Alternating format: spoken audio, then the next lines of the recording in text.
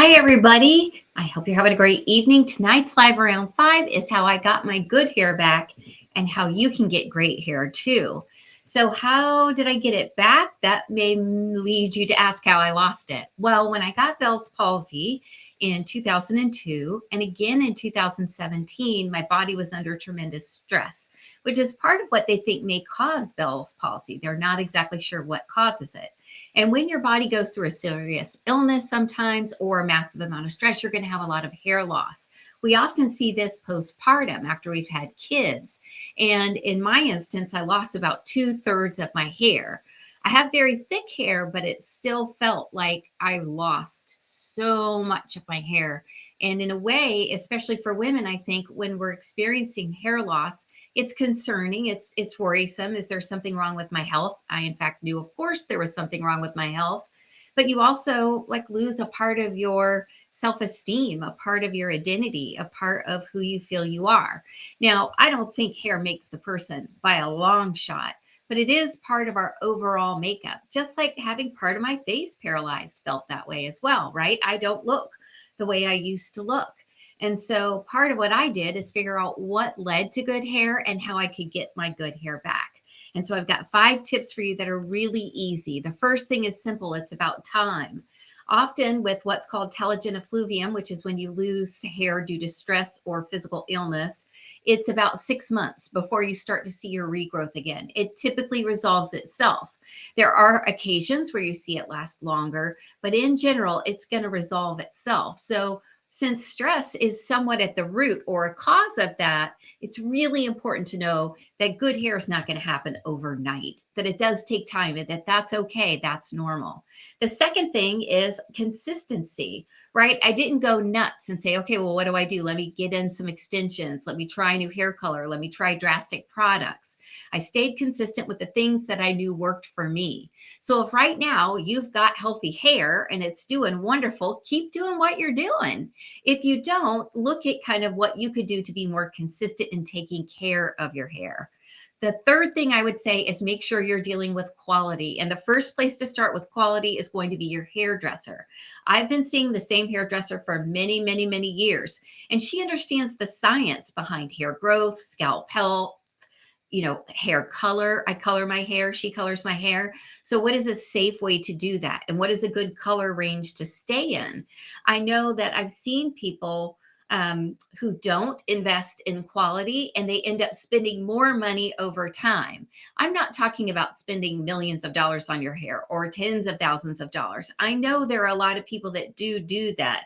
If you are unaware, that can be a thing. I'm talking about getting a good stylist, someone who understands your hair and what you're going for and sticking with them and being consistent with them. I'm talking about getting good quality products, and I list them with affiliate links at the end of this caption so that if you're interested in just seeing what worked for me, you can check them out. Now, the next thing is what not to do. Now, it's really important, I think. A lot of the times we'll ask our experts, right? I would love to be blonde.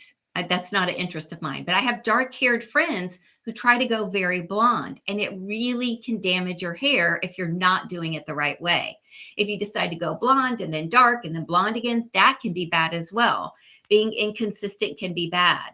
If you wash your hair too much, that can be difficult. I typically wash my hair about once a week, maybe once every 4 or 5 days, because I'm trying to let the natural oils of my scalp go ahead and keep my hair moisturized and hydrated and help keep my scalp healthy. I don't want it to dry out.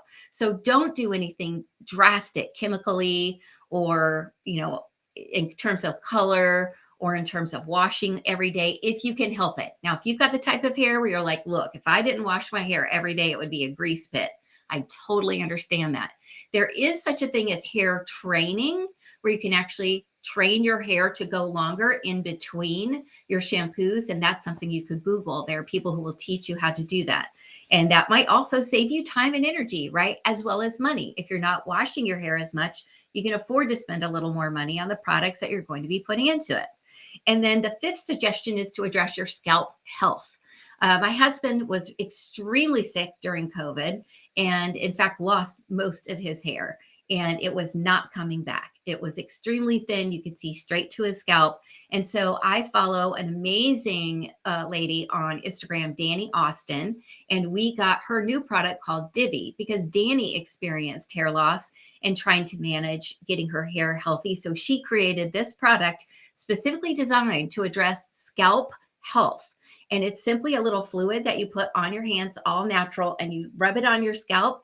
His hair is thicker than it has ever been, and it only took 3 months for that to happen. It's an incredible blessing to have found Divi. So I have a link for Divi as well in the comments that'll save you $10.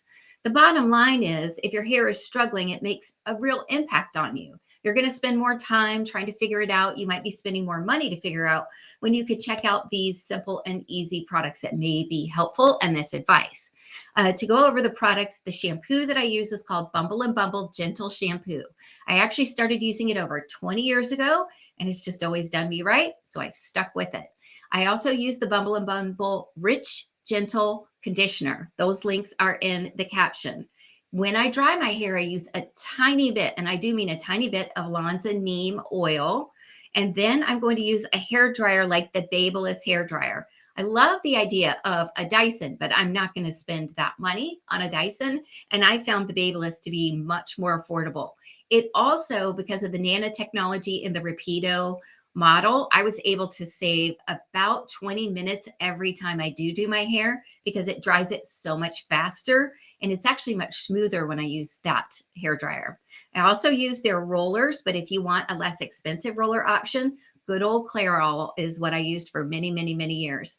If I have to use hairspray, which is very, very, very rare, it's only if I have like a formal event. I love the L'Oreal Paris Elnet, which you can get anywhere. And I buy it in the travel size because I use it so rarely. I don't want it to just sit there forever. And then last but not least, my link to Divi, which is simply incredible.